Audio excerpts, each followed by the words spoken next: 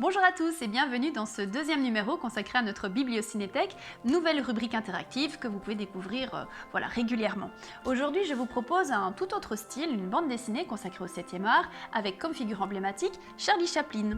Alors paru aux éditions Dupuis, qui se trouve à quelques kilomètres d'ici, ce premier numéro des Étoiles de l'Histoire a été écrit par Bernard Suisson, qui est en fait un collaborateur régulier des maisons Dupuis, puisqu'en fait, on l'a déjà découvert dans la collection La Véritable Histoire, consacrée par exemple à Hitler, Staline, Caligula ou encore Dracula, des bandes dessinées qui présentent donc des figures historiques. Cette fois, Bernard Suisson et Bruno Basile, pour ce premier volume, ont décidé de nous présenter un personnage haut en couleur, à savoir Charlie Chaplin. Alors qui est Charlie Chaplin? Charles Chaplin est né le 16 avril 1889 à Londres, ça tout le monde le savait plus ou moins. Ce qu'on ne savait pas par contre, c'était les détails de sa vie, à savoir qu'il a vécu dans une misère assez importante lorsqu'il était petit, a enchaîné les jobs, a connu les difficultés de santé de sa maman, son internement dans un asile psychiatrique, a enchaîné les petits boulots qui lui ont permis de côtoyer les planches, de faire ses premières étapes sur scène, jusqu'à la traversée de l'Atlantique, qui lui a permis justement de découvrir le cinéma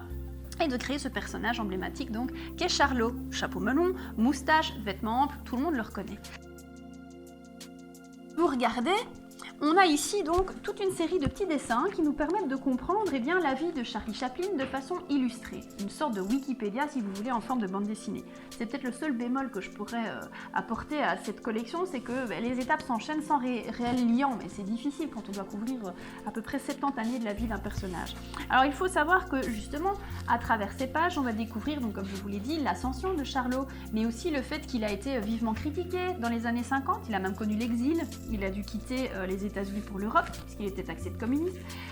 Il a aussi régulièrement été critiqué au début de sa vie pour les mariages qu'il avait faits avec de très très jeunes filles, jusqu'à celui de Oona, qu'on lui connaît et qui lui a donné de nombreux enfants.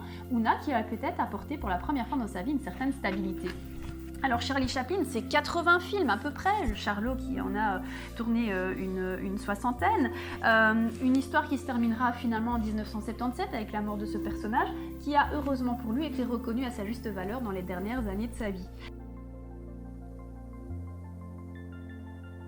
Alors je vous conseille vivement cette bande dessinée pour plusieurs raisons, parce qu'elle est très agréable à lire, parce qu'elle vous évite de lire une biographie complète de Charlie Chaplin et d'en connaître finalement pas mal de détails sur sa vie, et puis aussi parce qu'à la fin de ce livre on peut trouver des références filmographiques avec de très jolies photos couleurs ou en noir et blanc, et ici par exemple des archives familiales où on voit Charlie Chaplin devant sa maison de Banne.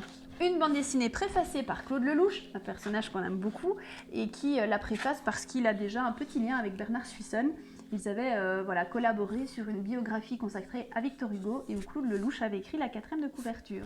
Bref, si je vous conseille cette bande dessinée parue aux éditions Dupuis, c'est parce qu'elle est très agréable, instructive, ludique, et puis qu'elle s'adresse à tout le monde, amateur du 7e art ou pas. Et d'ailleurs, amateur du 7e art, je vous dis bonsoir!